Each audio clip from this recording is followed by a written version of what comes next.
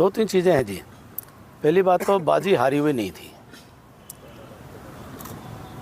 कांग्रेस ने इस प्रकार का एक मीडिया में वातावरण बनाने की कोशिश की कि लोकसभा में जब सीधे सीधे 48-48% दोनों पार्टियों का मत था, पार्टी या उनका अलायंस कह लीजिए, तो बाजी लोकसभा में भी बराबर बराबर की थी।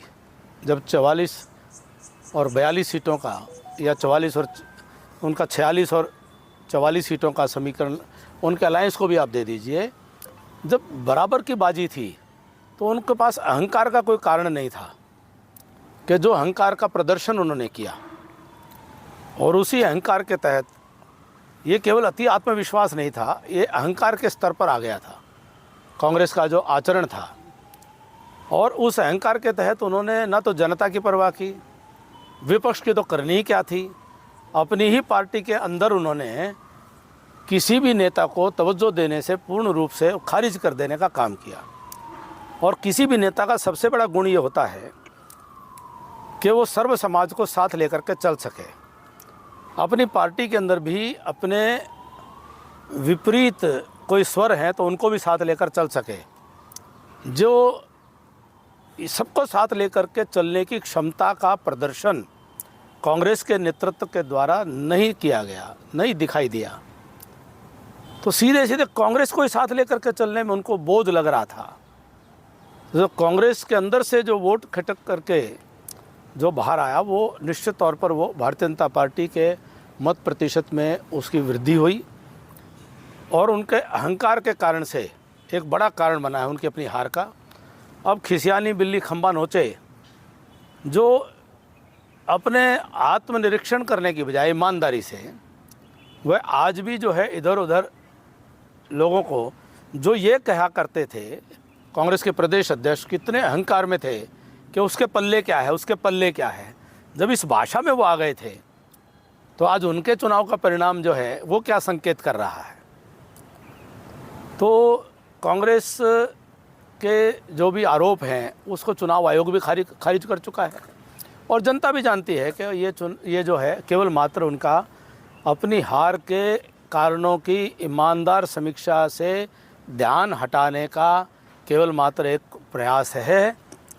और जिन लोगों को कमेटी बनाई उन्होंने अंदरूनी, उनका अंदरूनी मामला है, लेकिन वो कमेटी किस प्रकार के लोग हैं वो वही है कि उन्होंने पहले से ही तय है, जनता ही बता देगी कि क्या उसमें से लिखने वाले हैं, क्या बोलने वाले हैं।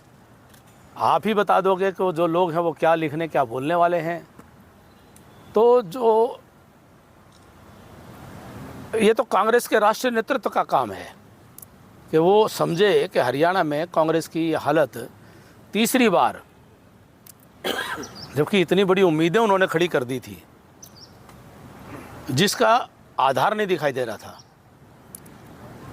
तो मैं कहूँगा कि कांग्रेस के अहंकार के कारण से एक बड़ा कारण बना है, और समाज के अंदर स्पष्ट था कि वो तानाशाही को या पूरी तरह से कोई एक डिक्टेटरशिप को, उस मॉडल को समाज स्वीकार नहीं करेगा कि एक परिवार की डिक्टेटरशिप चलेगी। तो समाज ने उसको खारिज किया है। समाज ने अंततोगत्वा जो सबका साथ, सबका विकास, सबको साथ लेकर चलने की जो पद्धति है भारतीय जनता पार्टी की, उसके ऊपर अपनी मोहर लगाई है कि यहाँ कैपेसिटी है सबको साथ लेकर चलने की। ये कोई आसान काम नहीं है साहब। 36 बिरादरी को जोड़ करके रखने का काम जो बीजेपी ने करके दिखाया है, तो ये बहुत बड़ी बात है। अच्छा, आपने कहा जैसे एक परिवार की डिक्टेटरशिप यानी हुड्डा वो तो डिक्टेटरशिप कांग्रेस के अंदर से स्वर आ रहे हैं, लोग हम रोज़ देख रहे हैं। उनके द्वारा जो उनके परिवार के प्रदेश अध्यक्ष थे, उनकी जो भाषा थी, वो कोई भी वरिष्ठ नेता उसके पल्ले क्या है ऐसी जो भाषा प्रयोग करते थे, तो क्या वो किसी भी प्रदेश अध्यक्ष के लिए, जो पार्टी का प्रदेश अध्यक्ष होता तो ऐसी बात नहीं करते। वो व्यक्ति के प्रदेश अध्यक्ष थे तो ऐसी बातें कर रहे थे। उससे जनता ने रीड कर लिया, जनता ने पढ़ लिया कि ये पार्टी की सरकार नहीं बनाने जा रहे हैं, बनाना चाहते हैं। तो एक परिवार के पूरा हरियाणा, ये 3.25 करोड़ लोग अब ये कोई समझे कि एक परिवार की गुलामी करेंगे, तो ये किसी की गलतफहमी है। या तो सब 36 बिरादरी का गुलदस्ता खिलाना पड़ेगा, तब जा कर के कोई सेवा का मौका प्राप्त कर सकते हैं। साहब ये भी है कि भाई बीजेपी के पास संगठन था, उनके पास संगठन था, गुटबाजी रही। देखिए, जो संगठन होना ना होना, यही प्रदेश अध्यक्ष थे।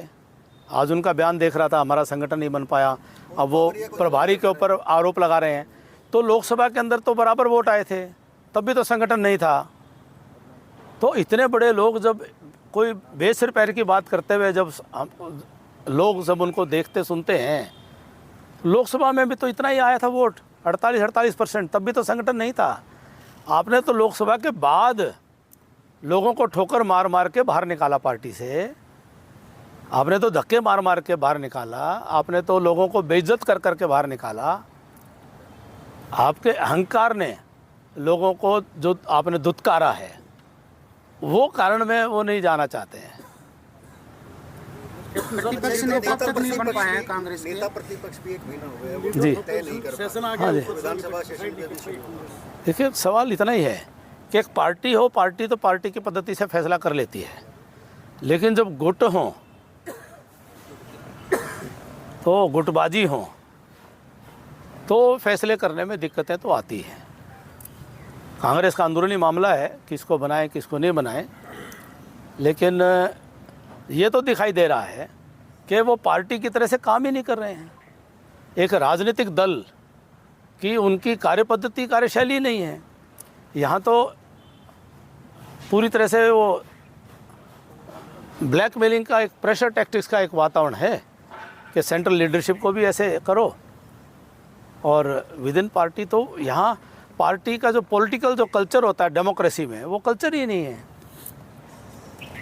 मतलब आप देखेंगे, अमेरिका का राष्ट्रपति का चुनाव हुआ है, चाहे रिपब्लिकन पार्टी हो डेमोक्रेट पार्टी हो, दोनों के अंदर पार्टी के स्ट्रक्चर ने मिलकर के निर्णय करके उपराष्ट्रपति का चयन हो, उनकी टीम का चयन हो, तो एक पद्धति दिखाई देती है। डेमोक्रेसी में जनता हमेशा पद्धति को देखती है कि इसकी पद्धति क्या है। तो यहाँ पॉलिटिकल प्रोसेस की जो डेमोक्रेटिक जो एक कल्चर का जो रहना चाहिए था, तौर तरीका, लोकतांत्रिक तौर तरीका, उसको दिख ही नहीं रहा था।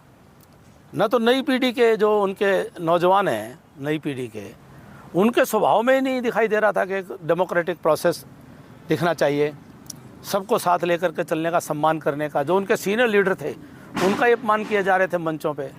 मतलब उनके मंचों के ऊपर जिस प्रकार की अभद्रताएं हो रही थी, असभ्यताएं हो रही थी, महिलाओं के साथ दुर्व्यवहार हो रहे थे, उसका संज्ञान भी नहीं लेना।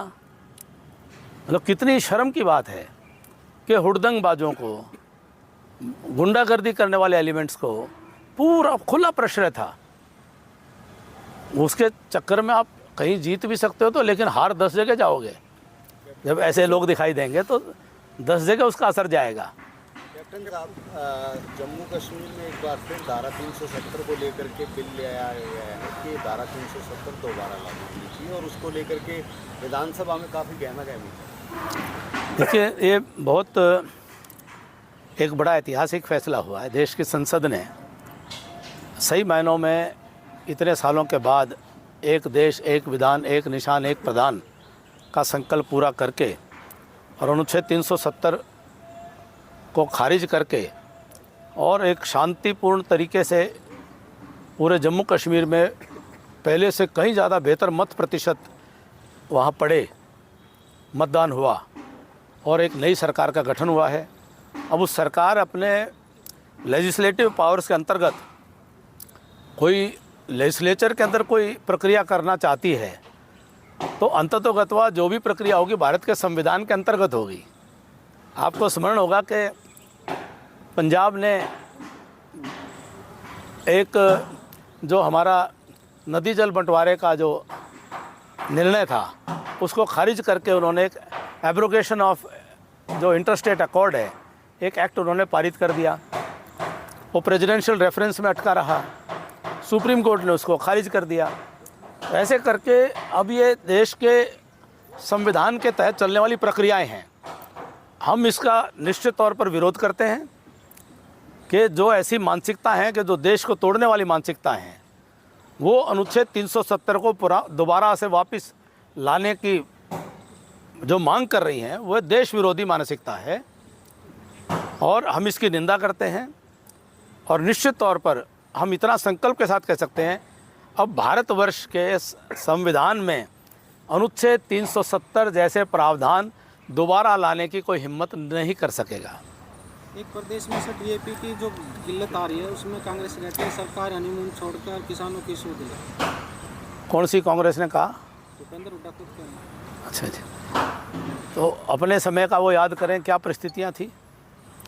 2014 में जब हमारी सरकार आई थी तो अक्टूबर के महीने में पहला जब सबसे आगे हमारे सामने निर्णय हुआ ये था कि पिछली उनकी सरकार के समय में वह फर्टिलाइज़र जो है की डिमांड तक देना भूल गए थे केंद्र सरकार को, और जो रेलवे रैक्स की रिक्विजिशन है उसका एडवांस तक जमा कराना वो भूल गए थे। वो हमने रेल मंत्री से और उस वक्त फर्टिलाइज़र मिनिस्टर से मिल करके हमें दिल्ली जा करके स्पेशल रिक्विजिशन करा करके भी हमें बंदोबस्त करना पड़ा था। आज भी अगर कोई किसी प्रकार की कहीं कमी आई है तो निश्चित तौर पर सरकार को संज्ञान लेकर के सरकारी अधिकारी हैं, क्योंकि जब फर्टिलाइज़र भी है, रेलवे रेक्स भी हैं देश के अंदर, तो ये प्रशासनिक कोताही अगर कहीं पर है तो प्रशासनिक कोताही जिसने की है उसके ऊपर कार्रवाई होनी चाहिए। किसान को समय पर खाद, यूरिया, डीएपी उपलब्ध कराना यह प्रशासन की जिम्मेदारी है और इस जिम्मेदारी को पूरा करना चाहिए। कहीं भी छोटी सी भी कोई शिकायत आए तो इसका संज्ञान लेना चाहिए और ज़रूर किसान बार बार जो है दर दर भटकने की परिस्थिति में नहीं आ सकता। किसान अपनी खेत में जा सकता है, किसान अपने डीएपी खाद लेने के लिए मंडी में जा सकता है, लेकिन वो दर दर भटकने को मजबूर हो, ऐसी स्थिति में अगर कोई भी प्रशासनिक अधिकारी जिम्मेदार हो उसके ऊपर सख्त से सख्त कार्रवाई होनी चाहिए और ये सुनिश्चित किया जाना चाहिए कि किसान को दिक्कत नहीं हो।